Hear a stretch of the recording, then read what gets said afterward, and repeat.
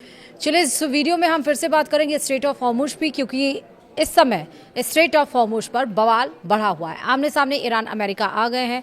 Mohsin Naqvi Tehran पहुंचे हैं। क्या कुछ होने वाला है? नमस्कार, आप देख रहे हैं न्यूज 18। मैं हूं आपके साथ श्रुति श्रीवास्तव। ईरान और अमेरिका के बीच तनाव के बीच दुनिया की नजर अब हॉर्मुज जल डमरू मध्य पर टिकी है। अमेरिकी राष्ट्रपति डोनाल्ड ट्रंप ने कहा है कि ईरान के साथ स्थिति फिलहाल ठीक चल रही है। ये भी दावा किया कि हॉर्मुज जल डमरू मध्य पर अमेरिकी सेना का पूरी तरह नियंत्रण है। और इस बीच अमेरिकी सेना ने एक पनामा के झंडे वाले मालवाहक जहाज को रोकने के लिए कार्रवाई की। अमेरिकी अधिकारियों के मुताबिक जहाज ईरान के एक बंदरगाह की ओर बढ़ रहा था और चेतावनी के बावजूद नहीं रुका। इसके बाद अमेरिकी सेना ने जहाज के स्टीयरिंग सिस्टम को निशाना बनाकर 2 हेल फायर मिसाइलें दागी। कार्रवाई के बाद जहाज को आगे बढ़ने से रोक दिया गया। दूसरी ओर ईरान ने साफ कर दिया है कि वह अपनी शर्तें पूरी होने तक हॉर्मुज जल डमरू मध्य को दोबारा नहीं खोलेगा। ईरान की सुप्रीम नेशनल सिक्योरिटी काउंसिल के सचिव मोहसिन रेजाई के मुताबिक अमेरिका को युद्ध और नाकाबंदी पूरी तरह से खत्म करनी होगी। इसके साथ ईरान की जब्त संपत्तियां वापस करनी होंगी और क्षेत्र में युद्ध विराम लागू करना होगा। इन मांगों के पूरा होने के बाद ही समुद्री रास्ते को खोलने पर विचार किया जाएगा। इस बीच यमन के हुती संगठन ने भी तनाव बढ़ाने वाला दावा किया। संगठन के मुताबिक उसने बाब अल मंदेब जल डमरू मध्य में सैन्य सामान ले जाने रहे एक सऊदी जहाज को निशाना बनाया। हालांकि कूटनीतिक स्तर पर बातचीत की कोशिशें भी जारी हैं। कतर ने कहा कि हॉर्मुज से समुद्री यात्रा दोबारा शुरू कराने को लेकर ओमान और ईरान के बीच चल रही बातचीत में काफी प्रगति हुई है। पाकिस्तान भी मध्यस्थता की कोशिशों में शामिल है। पाकिस्तान के गृह मंत्री मोहसिन नकवी ईरानी अधिकारियों से बातचीत के लिए तेहरान पहुंचे हैं। उनका मकसद अमेरिका, इजराइल और ईरान के बीच चल रहे संघर्ष को रोकने और हॉर्मुज जल डमरू मध्य को फिर से खोलने के लिए रास्ता तलाशना है। हॉर्मुज दुनिया के सबसे महत्वपूर्ण समुद्री मार्गों में से एक है, इसलिए यहाँ लंबे समय तक तनाव रहने से तेल की सप्लाई, अंतर्राष्ट्रीय व्यापार और वैश्विक बाजारों पर बड़ा असर पड़ सकता है। अब इस युद्ध से जुड़ी क्या क्या अपडेट्स आए हैं वो समझिए। अमेरिका का ईरान युद्ध अब देश में तेजी से अलोकप्रिय होता जा रहा है। मार्च 2026 की शुरुआत में जब युद्ध शुरू हुआ था तब करीब 46% अमेरिकी इसके खिलाफ थे। अब यह आंकड़ा बढ़कर 57% हो गया है। ऐसे में राष्ट्रपति डोनाल्ड ट्रंप के लिए युद्ध को लेकर मजबूत समर्थन बनाए रखना चुनौती बन गया है। इस बीच ईसाई जायनिस्ट समूह ट्रंप की सैन्य कार्रवाई का लगातार समर्थन कर रहे हैं।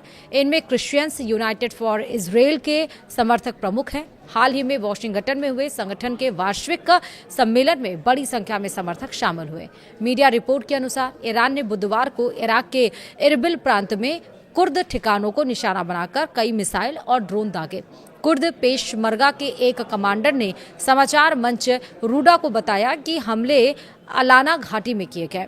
इन हमलों में Kurdistan democratic party of Iran और कोमाला पार्टी के लड़ाकों को निशाना बनाए जाने की बात कही गई। रिपोर्ट के मुताबिक हमले के बावजूद किसी के हताहत होने की सूचना नहीं है।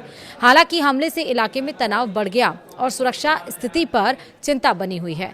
अमेरिका और ईरान के बीच शांति समझौते की उम्मीद कमजोर होने और 2 जहाजों पर हमलों के बाद बुधवार को कच्चे तेल की कीमतों में बढ़ोतरी हुई है। इससे मध्य पूर्व से तेल की आपूर्ति प्रभावित होने की आशंका बढ़ गई है। हालांकि अमेरिकी कच्चे तेल के भंडार में बढ़ोतरी की जानकारी भी सामने आई। सुबह ब्रेंट क्रूड की कीमत 72 सेंट बढ़कर $89.63 प्रति बैरल पहुंच गई। वहीं अमेरिकी WTI क्रूड 71 सेंट चढ़कर $83.91 प्रति बैरल हो गया। इससे पहले मंगलवार को दोनों प्रमुख ऑयल कॉन्ट्रैक्ट $1 से ज्यादा बढ़कर 31 जुलाई के बाद अपने सबसे ऊंचे स्तर पर बंद हुए थे। अमेरिकी राष्ट्रपति डोनाल्ड ट्रंप ने दावा किया है कि हॉर्मुज जल डमरू मध्य पर इस समय अमेरिका का पूरी तरह नियंत्रण है। ज्वाइंट बेस एंड्रयूज में पत्रकारों से बात करते हुए ट्रंप ने कहा कि ईरान के साथ स्थिति ठीक चल रही है और अमेरिकी नौसेना पूरी तरह से मजबूत स्थिति में है। उन्होंने ये भी कहा कि हॉर्मुज पर किसी और का नहीं, सिर्फ अमेरिका का नियंत्रण है।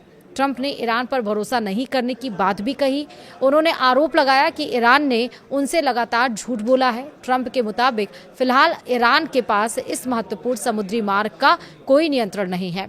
अमेरिकी मीडिया रिपोर्ट के मुताबिक पिछले साल यमन में हूती ठिकानों पर अमेरिकी हवाई हमलों में 153 नागरिकों की मौत हुई और 243 लोग घायल हुए। द हिल ने पेंटागन की एक रिपोर्ट के हवाले से यह जानकारी दी। 12 पन्नों की इस रिपोर्ट में अमेरिकी रक्षा विभाग ने कांग्रेस को बताया कि अप्रैल 2025 में 3 घटनाओं में ये नागरिक हताहत हुए।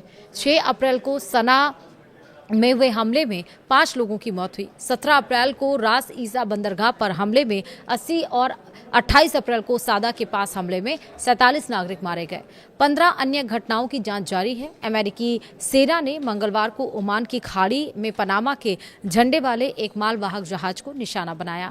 अमेरिकी सेंट्रल कमांड के अनुसार जहाज ईरान की बंदरगाह की ओर बढ़ रहा था और उसे कई बार चेतावनी दी गई थी, लेकिन चालक दल ने चेतावनियों को नजरअंदाज कर दिया और उसके बाद अमेरिकी नौसेना के MH-60 हेलीकॉप्टर से जहाज के इंजन वाले हिस्से पर मिसाइलें दागी गई। हमले के बाद जहाज को आगे बढ़ने से रोक दिया गया। अमेरिकी सेना का कहना है कि जहाज जब ईरान की ओर नहीं जा रहा और ईरानी बंदरगाहों पर अमेरिकी नाकाबंदी अभी भी लागू है। फिलहाल देखना होगा कि इस लड़ाई में क्या कुछ होता है। अपडेट्स कोई आएंगे तो जरूर बताएंगे। फिलहाल वीडियो में इतना ही। नमस्कार।